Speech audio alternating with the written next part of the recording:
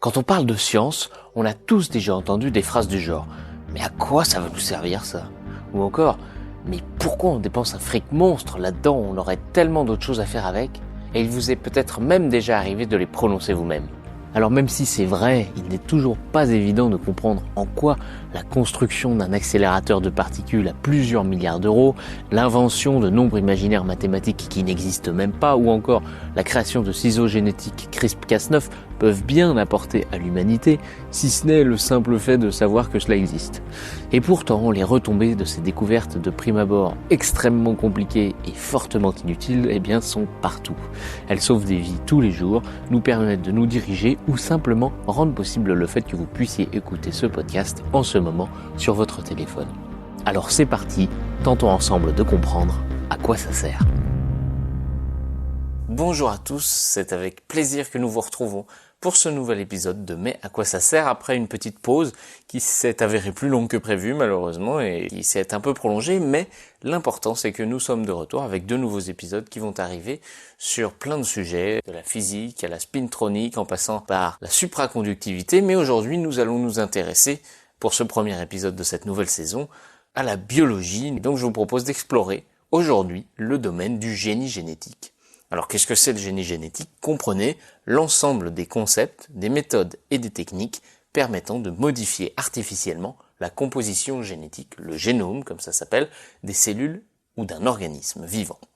Vous l'aurez compris, donc on va parler de mutation, d'OGM, de CRISPR-Cas9 pour ceux à qui ça peut parler, et puis pour ceux à qui ça ne parle pas, on va l'expliquer, et puis on va se demander à quoi ça sert finalement d'aller modifier l'ADN des êtres vivants.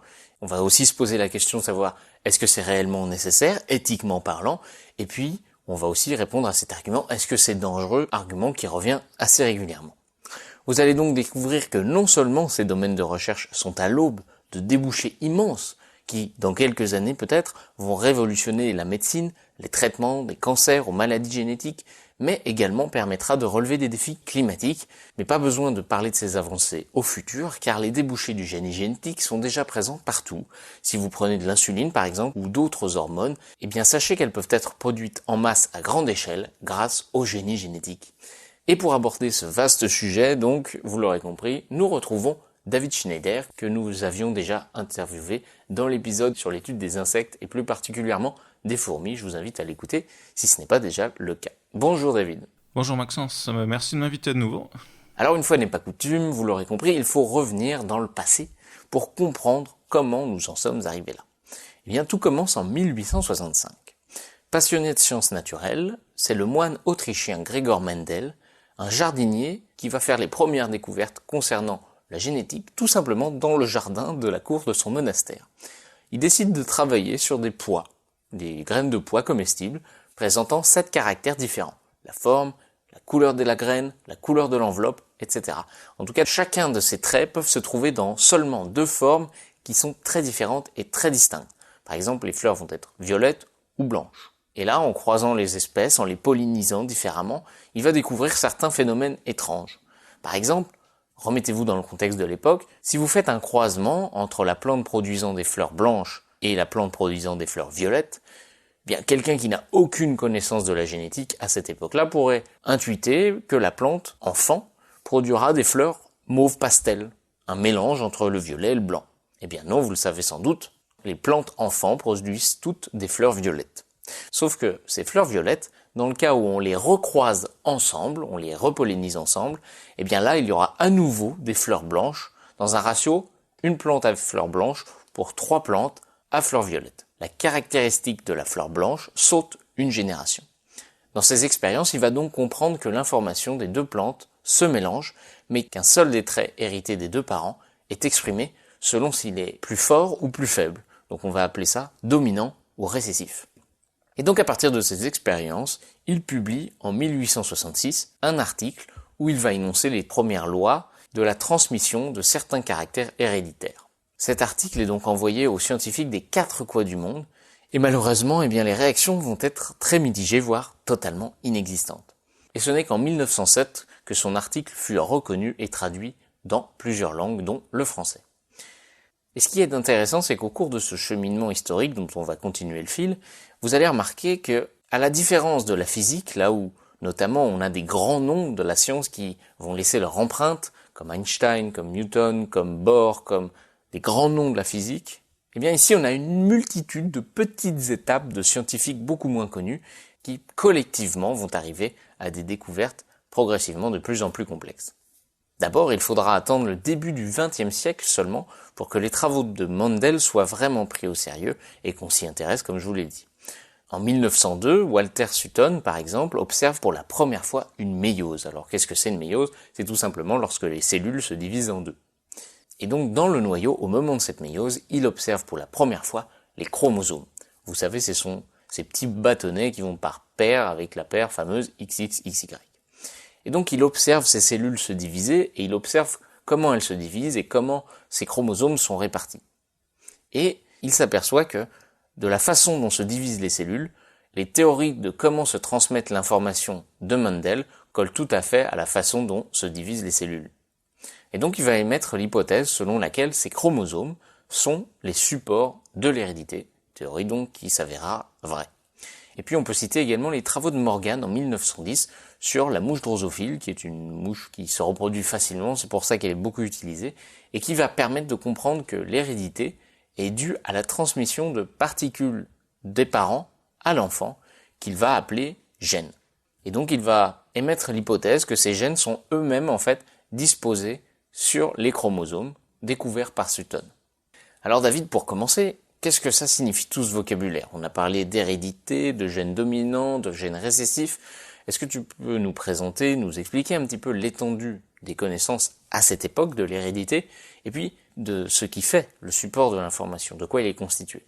Et puis une question qui peut paraître pertinente pour ceux qui vont nous écouter, c'est comment est-ce qu'à partir de simples expériences sur des pois ou des mouches, ces scientifiques à cette époque vont arriver à de telles conclusions? Eh bien, pour faire simple, prenons notre cas à nous, les humains.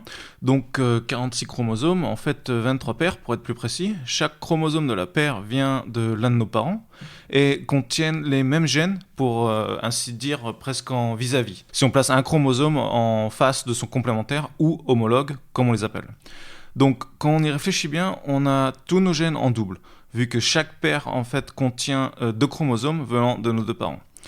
Ces gènes, ils sont en fait des informations ou des plans de fabrication du corps. Ils peuvent être donc soit dominants ou soit récessifs. Donc ces caractéristiques de dominant ou récessif deviennent importants quand on les considère les 2 versions du même gène sur notre paire de chromosomes. Alors je m'explique. Si j'ai reçu 2 gènes dominants de mes parents, donc par exemple 2 copies du gène qui code pour les yeux marrons, qui est dominant chez l'humain, eh bien j'aurai les yeux marrons. Ou alors par exemple, si mes 2 parents ont les yeux bleus, donc moi aussi j'aurai les yeux bleus parce que j'aurai 2 copies du gène pour les yeux bleus, malgré qu'il soit récessif. Ça n'importe pas parce que vu qu'il est récessif et que j'ai 2 copies, qu'il soit récessif ou dominant, le gène sera exprimé. Par contre, si je reçois une copie de chaque, par exemple une copie du gène pour les yeux bleus et une copie des gènes pour les yeux marrons, alors là, vu que le gène pour les yeux marrons dominera, eh bien j'aurai les yeux marrons marron et pas bleu-marron ou marron-bleu, enfin pas de phénotype intermédiaire en fait. Pour comprendre ça, en effet, les premiers généticiens, ils ont utilisé tout d'abord des petits pois, puis ensuite la drosophile, ou mouche à vinaigre pour ceux qui connaissent. L'intérêt, évidemment, c'est qu'on peut les élever dans un petit espace, enfin là je parle des mouches évidemment, en grande quantité, elles se reproduisent rapidement, du genre en 2 semaines, et surtout c'est possible à bas prix, voire très bas prix. Donc, en utilisant des milliers de drosophiles, littéralement, Morgan et ses étudiants, ils ont pu dessiner les premières cartes génétiques en se basant sur les combinaisons, ou plus exactement les recombinaisons de gènes sur les différents chromosomes. Alors, pour faire ça, faut imaginer le travail impressionnant qu'ils ont fait, parce que surtout qu'à l'époque, il n'y avait pas de séquenceurs automatiques, d'outils d'ingénierie génétique disponibles en catalogue de laboratoire, ou même d'ordinateur en fait, comme aujourd'hui. Donc là, on parle de milliers de mouches et de drosophiles, de données donc enregistrées à la main, de calculs matriciels et calculs statistiques aussi faits à la main. Donc c'est vraiment un travail impressionnant qu'ils ont fait à l'époque. Et le pire, en fait, c'est qu'ils supposaient l'existence des gènes, en fait, mais réellement, ils n'en avaient jamais vu, enfin, ou du moins manipulé directement, en fait. Merci David pour cette explication. Et au sujet des gènes, bon, c'est très bien, on a trouvé les chromosomes, on a trouvé les gènes, mais finalement, les gènes, qu'est-ce que c'est? De quoi eux-mêmes sont-ils faits? Et c'est à peu près la question que se sont posées les scientifiques à cette époque, à peu près dans la moitié du XXe siècle. Et en très peu de temps, entre 1943 et 1950, on va découvrir respectivement la structure de ce qui compose ces fameux chromosomes, le fameux ADN, une forme de double hélice qui est identifiée par Rosalind Franklin et avec la méthode de cristallographie dont on a parlé, souvenez-vous, dans le dernier épisode. Et puis peu après, Oswald Avery, Colin MacLeod et Maclean McCarthy vont démontrer eux que l'ADN est une molécule associée à l'information héréditaire et qui peut donc transformer les cellules. Ce qui est intéressant, c'est qu'à ce moment-là, va naître l'idée que si on peut modifier l'ordre, si on peut modifier un petit peu le code de notre corps, eh bien on peut modifier les propriétés d'un organisme vivant. Donc ceci n'est qu'une simple idée pour l'instant, mais cette idée va être confortée en 1950 lorsque Phoebus Leven découvre la structure chimique de l'ADN et qu'il est composé donc de ces 4 bases qui se répètent, que vous connaissez tous, A, C, G, T. Et à partir de ces 4 bases, donc, vont être un peu comme notre code binaire avec ses 0 et ses 1, en fonction de leur association, vont coder tous les traits, toutes les caractéristiques d'un être vivant. Donc on sait qu'on a un code, mais peut-on seulement modifier ce code ? Eh bien Barbara McClintock répondra à cette question et démontrera que les gènes peuvent se déplacer à l'intérieur des chromosomes et que le génome est beaucoup moins statique que prévu. En 1965, enfin, une dernière découverte qui va permettre de conforter l'idée que l'on peut modifier l'ADN, c'est la découverte des enzymes de restriction confirmée en 1973 par Paul Berg et ses collaborateurs. Alors qu'est-ce que c'est les enzymes de restriction ? Ce sont des protéines qui existent dans la nature, qui sont capables de couper et de recoller précisément l'ADN à des endroits donnés. Et donc, en observant ces enzymes qui sont naturellement présentes dans la nature, on va se dire que si la nature peut le faire, eh bien peut-être qu'en utilisant ces protéines naturelles, on peut peut-être découper l'ADN et donc reprogrammer l'ADN d'un organisme. Alors David, là encore, on passe une échelle, on était à l'échelle des chromosomes, des gènes, et on rentre dans la structure même des chromosomes et des gènes en ce qui concerne donc cet ADN. Alors comment, à partir de ces 4 bases qui se répètent, l'ADN permet de coder toute l'information ?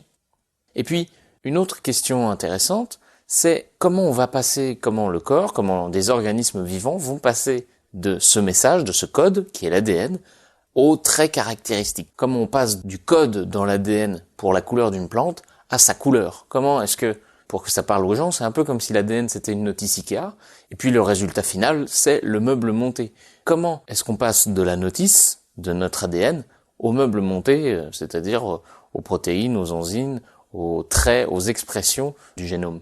Tout d'abord, je dois expliquer ce que c'est le code génétique, puis dans un second temps, on pourra comprendre la transcription, puis la traduction, et donc comment en fait on passe de 4 bases à des macromolécules complexes comme nos protéines. Donc, pour commencer, comme tu viens de nous le dire, ces 4 lettres A, C, G, T qu'on appelle bases sont 4 petites molécules qui permettent de coder l'information génétique. Fonctionnent par triplet ou codon, comme on les appelle, et donc permettre 64 combinaisons possibles, hein, donc 4 puissance 3. Ces 64 combinaisons, en fait, elles permettent de coder 20 acides aminés. Donc c'est ça, en fait, qu'on appelle le code génétique. Ces différentes combinaisons de ces 4 bases correspondent à un acide aminé. Donc en fait, ces acides aminés sont les blocs de base pour construire les protéines dont nous, on est constitués. Donc bref, pour pouvoir passer donc de ces 4 lettres de l'ADN à la complexité extrême de nos protéines, en utilisant le code génétique, il y a 2 étapes principales, la transcription et la traduction. Donc la transcription, alors fermez les yeux et imaginez que vous êtes dans une cellule, l'ADN et son message, donc il est dans le noyau, mais réellement le besoin en protéines nouvelles, donc il est dans la cellule à l'extérieur du noyau. Mais l'ADN, lui, il doit y rester. Donc comment faire ? Bien, pour cela, en fait, l'évolution a trouvé un système très ingénieux, c'est la transcription en ARN. Donc, l'ARN, c'est une copie de l'ADN, mais en brin simple, en fait. Elle permet de transporter le message de l'ADN du noyau vers la cellule. Et c'est pour ça qu'aussi qu'on parle d'ARN messager. En fait, ce processus, c'est ce qu'on appelle transcription. Et une fois que ce ARN messager, en fait, il se trouve dans la cellule, ou le cytoplasme, c'est le nom du milieu cellulaire autour du noyau. Donc, ce brin d'ARN messager, il est directement pris en charge par ce qu'on appelle des ribosomes. Et ce sont en fait des complexes moléculaires qui sont constitués de protéines, mais aussi d'ARN d'ailleurs, à l'intérieur. Et ces ribosomes, en fait, ils se clipsent littéralement sur l'ARN messager et pour lire, entre guillemets, et appliquer le code génétique. C'est-à-dire, en fait, sur la base de l'ARN messager, il va assembler les acides aminés libres qui sont dans le cytoplasme en une séquence protéique courte, qu'on appelle aussi peptides. Et ces mêmes peptides, ils vont être assemblés en protéines plus grandes et plus complexes dans un second temps. Alors, évidemment, tout l'ADN n'est pas traduit à chaque fois et constamment. La transcription, elle est régulée et elle se fait à l'aide de facteurs de transcription qui sont en fait des protéines qui cherchent un site spécifique sur l'ADN. Et on a aussi des insuleurs qui bloquent l'accès aux facteurs de transcription. On a des promoteurs qui boostent la transcription, des amplificateurs qui font qu'on a plus de copies. Et tout cela, en fait, c'est en fonction de la demande de la cellule, de l'organe ou du corps en général. Non ? Il y a tout un tas de signaux qui permettent l'activation de ces facteurs de transcription. Et donc, en fait, c'est là que le généticien, en fait, il rentre un peu en jeu. Parce que juste avant, en fait, tu mentionnais les enzymes de restriction. Eh ben, ça, c'est un outil parfait pour commencer à éditer le génome, vu que ces enzymes, donc, qui vont couper l'ADN à un site précis, ou plus ou moins précis, ça dépend lesquels, va en fait permettre d'insérer ou supprimer un gène.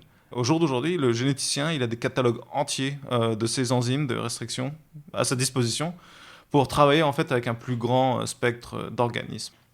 Et une fois, effectivement, comme l'a dit David, que les scientifiques vont trouver les mécanismes qui permettent de passer de l'ADN à l'expression de ce code, de la notice au meuble.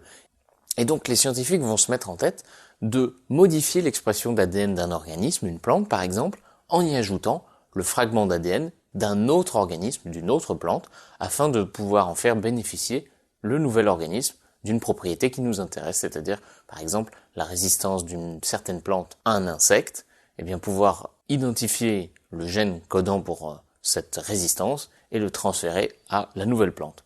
Mais la question c'est comment le faire, passer de la théorie à la pratique. Il y a deux grandes techniques qui existent aujourd'hui encore. La plus ancienne s'appelle la transgénèse. Vous allez très vite comprendre, dans les années 70, les scientifiques cherchent un moyen d'insérer un brin d'ADN dans une cellule, mais sans en modifier le génome. C'est-à-dire que ce brin d'ADN, on ne va pas l'insérer dans un chromosome, on ne va pas l'insérer directement dans l'ADN de la cellule. On va simplement l'insérer dans le noyau de la cellule, et l'idée c'est que la cellule ne va se rendre compte de rien, elle va croire que ce petit bout qui est là en plus fait partie en fait d'elle-même, et elle va se mettre à le lire et à reconnaître l'information qui est écrite, et à donc coder les propriétés qui nous intéressent. Sauf que ça, eh bien les scientifiques vont une nouvelle fois s'inspirer de la nature, ils vont s'apercevoir qu'un organisme le fait très bien, et ce depuis longtemps, et c'est le virus. Alors, le virus n'est pas un organisme considéré comme vivant, au sens propre du terme, parce qu'il n'est pas capable en fait de se reproduire lui-même. Pour assurer sa reproduction, celui-ci utilise d'autres cellules, les cellules de notre corps. Par exemple, c'est le cas quand vous allez attraper un rhume ou une angine virale, ou voilà. Le virus qui pénètre dans votre corps va venir se fixer à vos cellules et va injecter son code génétique dans vos cellules. Et ces cellules ne vont pas faire la différence entre votre ADN, celui qui a dans son noyau, et l'ADN qui a été inséré par le virus. C'est exactement comme un virus informatique, c'est pour ça que ça porte le même nom, c'est-à-dire que le virus va apporter un petit bout de code qui va être lu par l'ordinateur, là en l'occurrence votre cellule, et qui va provoquer eh bien, le bug de l'ordinateur. Et là, dans le cas du virus dans vos cellules, la cellule va se mettre à lire l'ADN du virus et donc à créer de nouveaux virus elle-même. Les scientifiques vont tenter donc de reproduire la même chose, mais ils vont se servir un peu de souches de virus comme cheval de Troie, c'est-à-dire que grâce à des virus qu'ils vont modifier en laboratoire, qui à la place de transmettre leur code génétique, vont transmettre des séquences d'ADN bien spécifiques que les scientifiques auront programmées à l'avance, et donc ces séquences particulières s'appellent des plasmides. Et donc cette idée sera donc mise en pratique pour la première fois en 1974, lorsque les premières souris transgéniques sont créées par le biologiste Rudolf Jeinich. Alors David, comment est-ce qu'on fait pour que ce plasmide, cette séquence d'ADN programmée par les scientifiques, soit bien identifiée et lue finalement par les cellules d'un être vivant qui est contaminé? Et puis également, qu'est-ce qu'il est possible de faire concrètement avec cette technique et quelles en sont les limites? Alors là par contre on commence vraiment un peu à faire de la cuisine avec le vivant. Tout d'abord pour la question de la reconnaissance et lecture du gène par la cellule cible, il y a un truc tout simple mais il fallait y penser quand même. En fait, on n'insère jamais un gène d'intérêt tout seul, vraiment. En effet, si on insérait un gène tout seul, il resterait comme ça, libre dans la cellule ou dans le cytoplasme, sans jamais vraiment être intégré à l'ADN de l'autre. En fait, autour du gène d'intérêt, donc imaginez un gène comme ça, une séquence de base linéaire, et qu'on veut donc insérer dans la cellule pour qu'il soit exprimé, eh bien, en fait, il faudra ajouter les séquences promotrices qu'on parlait avant, et d'autres petites séquences régulatrices en amont et en aval de gènes d'intérêt. Ainsi, en fait, quand la cellule hôte, donc, elle va être capable de reconnaître la séquence entière et la traiter comme son propre gène, en fait. C'est un peu comme le coucou qui met son œuf, donc un œuf étranger, dans le nid d'un autre oiseau pour que l'autre parasité, en fait, travaille pour le coucou. C'est comparable. Ensuite, une question nouvelle elle apparaît, en fait. Donc, comment on sait si ça fonctionne? Parce que ça, c'est une autre histoire aussi. Est-ce que le gène est bien intégré? Est-ce que la cellule a survécu? Est-ce qu'elle a gardé sa capacité de se reproduire, à se dupliquer, et à dupliquer notre gène d'intérêt, en fait? Donc, pour ça, en fait, on utilise ce qu'on appelle des marqueurs de sélection. C'est très simple. Alors, par exemple, considérez une bactérie qui est sensible à un antibiotique, une bactérie normale. Donc, en fait, si j'essaie de la cultiver sur un milieu qui contient l'antibiotique, bon, bah là, évidemment, il n'y a rien qui va survivre. Là où je veux en venir, c'est que si je veux insérer un gène d'intérêt dans une bactérie, ce que je peux faire, c'est, en même temps que j'insère ce gène, j'insère la séquence qui code pour la résistance à cet antibiotique. Donc du coup, en fait, dans la bactérie, j'aurai mon gène, les séquences régulatrices et une séquence de résistance à l'antibiotique. Donc, si j'essaye à nouveau de cultiver une bactérie transgénique, parce que maintenant elles sont transgéniques, sur un milieu riche en antibiotiques, il va y avoir des bactéries qui vont survivre, et ça va être donc celles qui ont intégré ma séquence.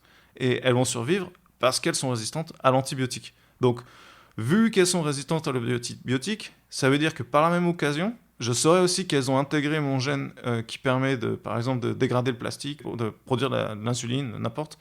Et que, en fait, le gène est inséré aussi à un endroit qui ne compromet pas le bon fonctionnement de mes bactéries, vu qu'elles prolifèrent normalement. Donc, c'est vraiment un outil intéressant.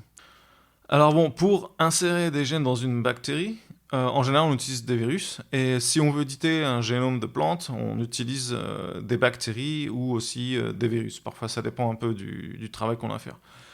Et le concept de base, donc comme j'ai dit avant, c'est qu'on utilise toujours des accompagnatrices sur un plasmide. Un plasmide, c'est un petit brin d'ADN circulaire. En fait, on les utilise parce qu'ils sont plus faciles à manipuler qu'un brin ouvert, en fait. Mais ça, c'est un dé de cuisine, en fait. Alors donc, avec cette technologie, on peut insérer toute une gamme de gènes différents, comme des gènes de résistance aux herbicides, ou aux maladies, ou des gènes qui permettent aux bactéries de sécréter de l'insuline, etc.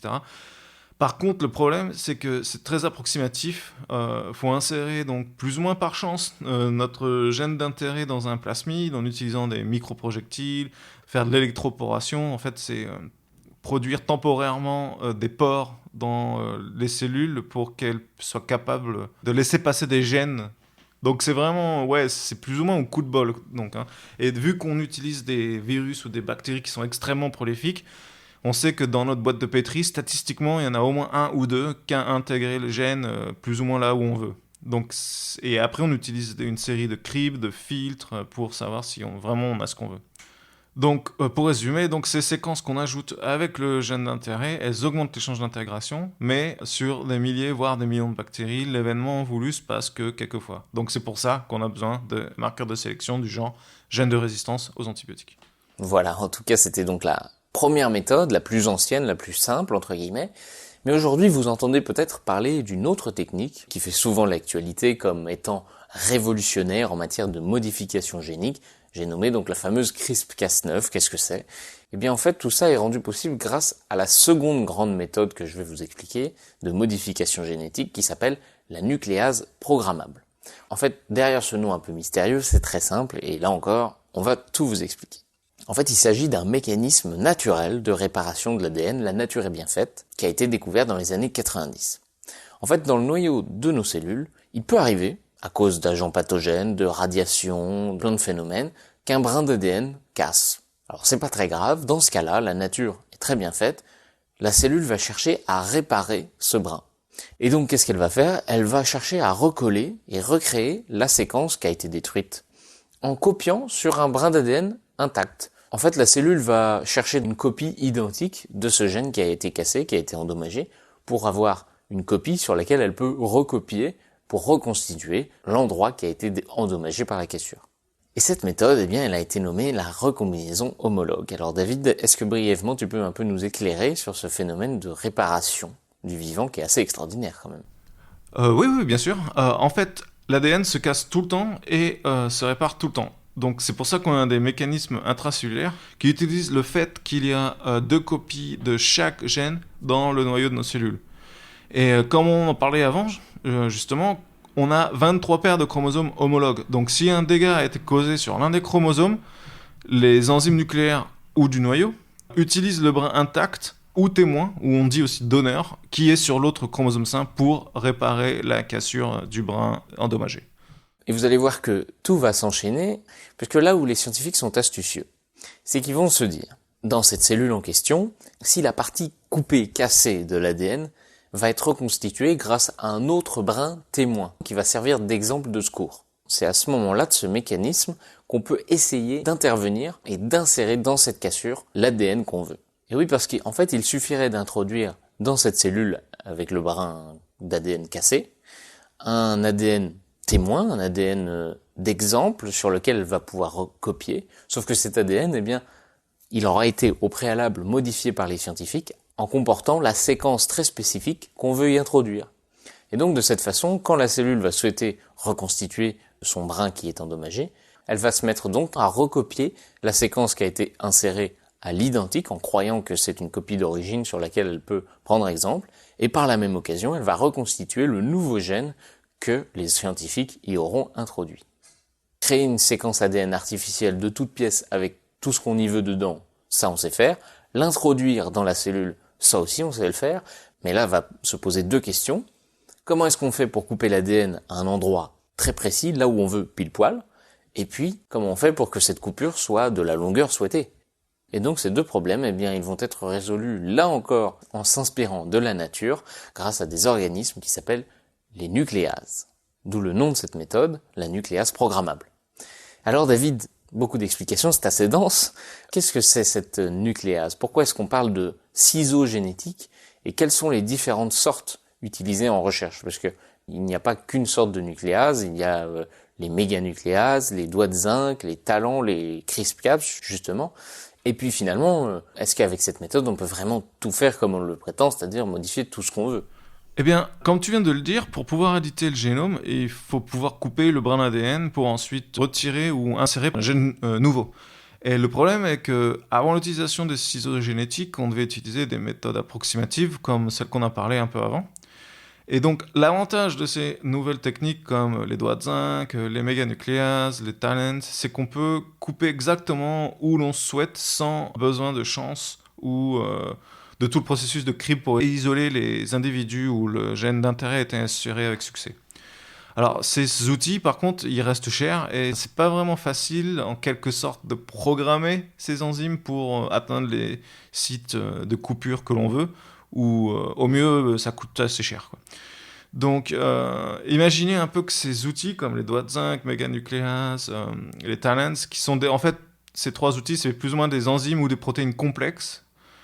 Alors, imaginez que ça soit un genre de... comme des perceuses. Que ce soit des perceuses, mais qu'on ne puisse pas changer la mèche, ou alors très difficilement, ou à un coût très élevé, en fait.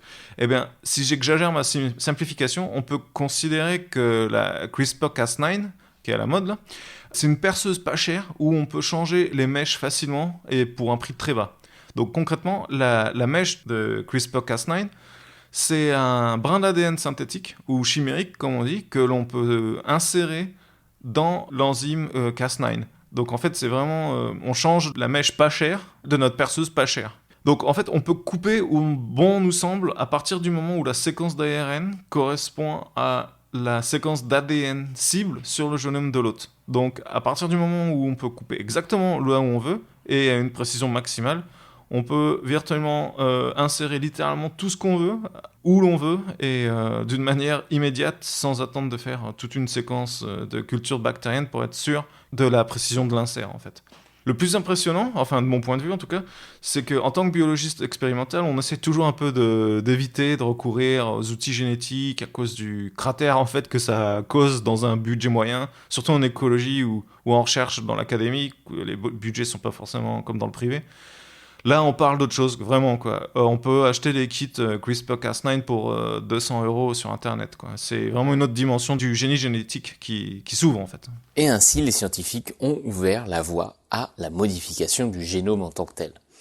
Alors généralement, les discussions sur le sujet sont assez houleuses, on va dire, et puis vous avez sans doute déjà constaté que la conversation finissait souvent en débat.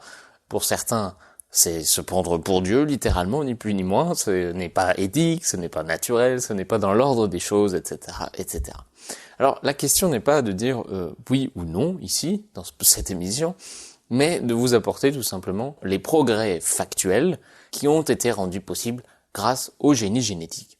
Et donc je ne vous parle pas d'applications futures, pas du tout, mais d'innovations déjà bien existantes.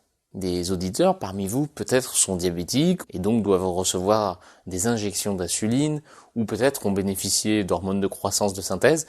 Eh bien sachez que ces molécules peuvent être produites en quantité industrielle grâce au génie génétique et plus particulièrement à la méthode dont on a parlé plus tôt, celle de l'insert des plasmides dans le noyau de bactéries, en l'occurrence Escherichia coli.